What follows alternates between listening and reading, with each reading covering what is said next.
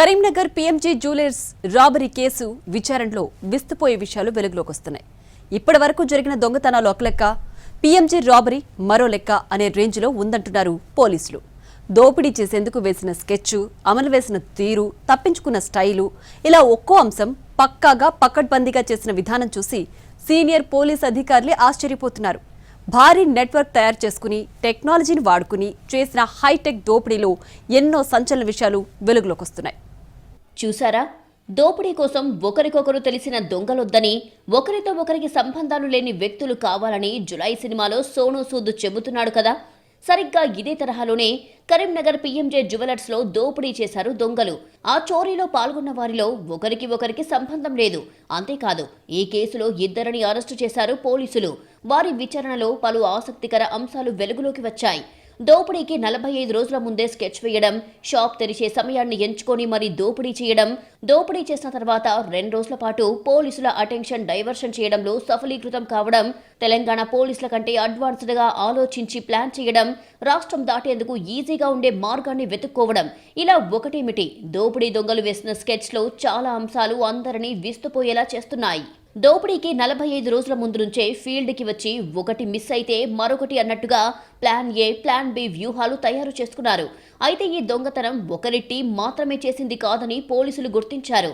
దొంగతనానికి వచ్చింది ఒక టీం, అంతకుముందు దోపిడీ చేయాల్సిన ప్లేస్ను ఫిక్స్ చేసింది మరో టీం, ఆయుధాలు సమకూర్చింది ఇంకో టీం అనేది ఎంక్వైరీలో తేలింది.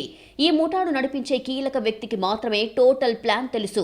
6 రాష్ట్రాల్లో తన నెట్వర్క్ ను ఏర్పాటు చేసుకుని దాదాపు 100 మంది సభ్యులతో ముఠాను నడుపుతున్నట్లుగా ఐడెంటిఫై చేశారు కరీంనగర్ పోలీసులు.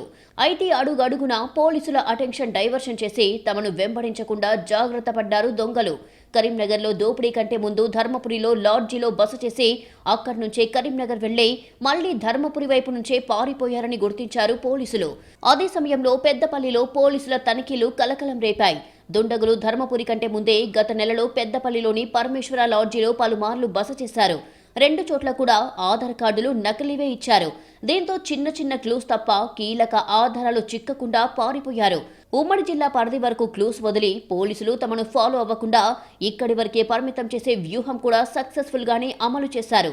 కనీసం 20 గంటలు తమ ఆచూకీ తెలియకుండా గజిబిజి చేసి వేరే దారిలో తప్పించుకొని రాష్ట్రం దాటినట్లుగా గుర్తించారు పోలీసులు. ఈ దోపిడీ ఎస్కేప్ అంతా ఒక పద్ధతిగా చేశారు. ఇంకా చెప్పాలంటే జులై సినిమాలో బ్యాంకు దోపిడీని తలపించే విధంగా చేశారు కేటుగాళ్లు. దోపిడీకి ముందే కలవడం, రాబరీ అయ్యాక విడిపోవడం, పోలీసుల అటెన్షన్ డైవర్ట్ చేయడం అంతా సినిమా ఫక్కీలోనే చేశారు. దొంగతనం జరిగిన కొద్ది గంటల్లోనే ఎవరికి వారు వేర్వేరైనట్లుగా గుర్తించారు పోలీసులు. దోపిడీలో పాల్గొన్న వారంతా పేరు మోసిన దొంగలేనని గుర్తించారు. ఇక ఈ దోపిడీకి పాల్పడింది మోస్ట్ డేంజరస్ సుబోధి గ్యాంగ్ అని తేల్చారు పోలీసులు. గతంలో వీరు చేసిన దొంగతనాలకు పూర్తి భిన్నంగా ఈ దోపిడీ చేశారు. దేశవ్యాప్తంగా ఉన్న పేరు మోసిన ప్రముఖ బంగారం షాపులే వీరి టార్గెట్. ఈ గ్యాంగ్ చీఫ్ జైల్లో ఉండి ఇదంతా నడుపుతున్నట్టుగా ప్రాథమిక నిర్ధారణకు వచ్చారు. ఇక కరీంనగర్ దోపిడీ విషయానికి వస్తే నెలన్నర ముందు నుంచే ప్లాన్ స్టార్ట్ చేశారు. ఏం తెలిసింది అంటే ఈ గ్యాంగ్ లో total 2 sub teams were there. ఒకటి టీం బీహార్ గ్యాంగ్, ఒకటి టీం ఆసన్సోల్ బంగాల్ గ్యాంగ్. ముగ్గురు బీహార్ నుంచి వచ్చారు అండ్ ఇద్దరు ఆసన్సోల్ నుంచి వచ్చారు. ఇక్కడ వచ్చిన తర్వాత ఆల్రెడీ ఇక్కడ 45 days 2 months ముందు వచ్చి రెక్కీ చేసుకున్నారు. ఆ రోజు వచ్చి సడన్గా ఇట్లా చేయడం లేదు, వాళ్ళు ఒక డీటెయిల్డ్ ప్లానింగ్తో పాటు సహా ఇది చేశారు. ఇక్కడ 2 months బ్యాక్ ముందు వచ్చిన తర్వాత ఇక్కడ చాలా డిఫరెంట్ సిటీస్లో లాడ్జెస్లో ఉన్నారు. పెద్దపల్లి లాడ్జ్లో వాళ్ళు షెల్టర్ తీసుకున్నారు, సిద్దిపేటలో షెల్టర్ తీసుకున్నారు, తర్వాత ధర్మపురిలో షెల్టర్ తీసుకున్నారు. ఇంకా చాలా సిటీస్లో రెక్కీ చేశారు. ఖమ్మం వరకు కూడా రెక్కీ చేశారు, ఖమ్మం సిటీలో కూడా రెక్కీ చేశారు, మంచిర్యాలలో చేశారు, పెద్దపల్లిలో చేశారు, సిద్దిపేటలో చేశారు, కరీంనగర్లో చేశారు, జగిత్యాలలో చేశారు. సో అన్ని అది రెక్కీ అయిన తర్వాత they decided to commit this dacoity in Karimnagar. Karimnagar dacoity చేసిన ముందు కూడా ఎట్లా వెళ్ళాలి, ఎట్లా పాడిపోయాలి మొత్తం వాళ్ళు కూడా ప్లానింగ్ చేసుకున్నారు. నా జనరల్గా మెయిన్ రోడ్స్లో మన ఇమీడియట్గా ఆఫెన్స్ అయిన తర్వాత చెకింగ్ ఉంటాయి కాబట్టి వాళ్ళు ఇంటర్నల్ రోడ్స్ సెలెక్ట్ చేశారు.